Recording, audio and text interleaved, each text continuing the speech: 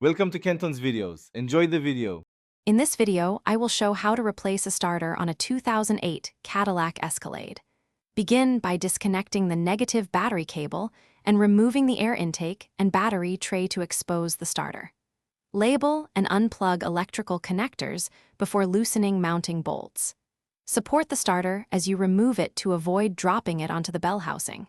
Inspect mating surfaces and gear teeth for wear, and keep fasteners organized for reassembly to ensure a smooth reinstall. This step covers safely unbolting and extracting the old starter while protecting wiring and the bell housing. Secure the vehicle and use proper hand tools, working methodically to free electrical connectors and mounting bolts. Carefully lower the starter while checking for trapped wires or brackets.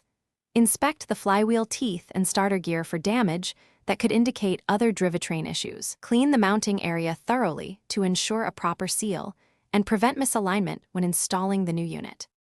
Install the replacement starter by aligning the drive gear with the flywheel and hand threading bolts to avoid cross-threading. Torque mounting bolts to manufacturer specification, then reconnect wiring and any heat shields or trays removed earlier. Reinstall the air intake and battery tray so everything sits correctly.